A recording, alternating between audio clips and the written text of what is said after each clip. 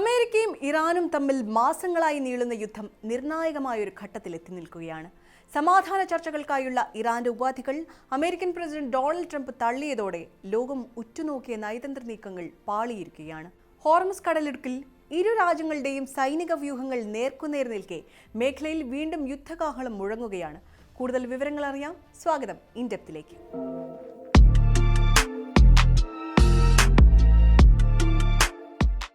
ഒരു കരാറിലെത്തണമെന്നത് ട്രംപിന് രാഷ്ട്രീയമായി അത്യാവശ്യമാണെന്ന് തോന്നിച്ചിരുന്നെങ്കിലും ഇറാന്റെ കടുത്ത ഉപാധികൾ അംഗീകരിക്കാൻ അദ്ദേഹം തയ്യാറല്ലെന്ന് വ്യക്തമാക്കിയിരിക്കുകയാണ്.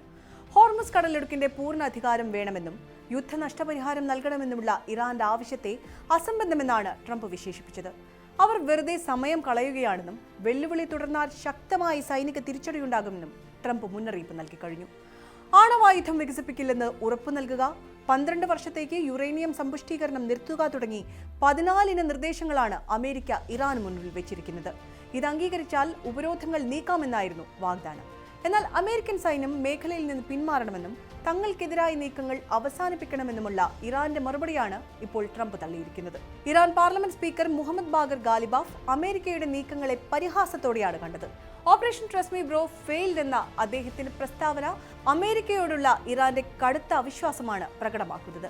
2018 ആണവ കരാറിൽ നിന്ന് ഏകപക്ഷീയമായി പിന്മാറിയ ട്രംപിനെ വിശ്വസിക്കാൻ ഇറാൻ ഒരുക്കമല്ല. അടുത്ത ആഴ്ചയിലെ ചൈന സന്ദർശനത്തിന് മുൻപ് ഈ പ്രതിസന്ധികൾക്ക് പരിഹാരം കാണാമെന്ന് ട്രംപ് കരുതിയിരുന്നെങ്കിലും ഹോർമുസ് കടലിടുക്കിലെ പുതിയ സംഭവവികാസങ്ങൾ തിരിച്ചടിയായി. കഴിഞ്ഞ ദിവസം 2 ഇറാനിയൻ എണ്ണക്കപ്പലുകൾ അമേരിക്കൻ സൈന്യം വെടിവെച്ച് തകർത്തതായി റിപ്പോർട്ടുകളുണ്ടായിരുന്നു.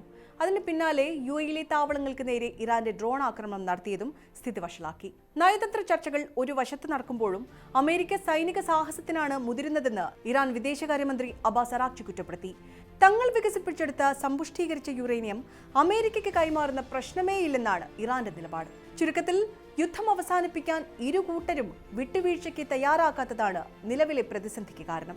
അമേരിക്കൻ നിർദ്ദേശങ്ങൾ ഇറാനും ഇറാന്റെ ഉപാധികൾ ട്രംപും തള്ളിയതോടെ ഇനി സൈനിക നീക്കങ്ങൾ ഏത് ദിശയിലേക്ക് നീങ്ങുമെന്ന ആശങ്കയിലാണ് ലോകരാജ്യങ്ങൾ.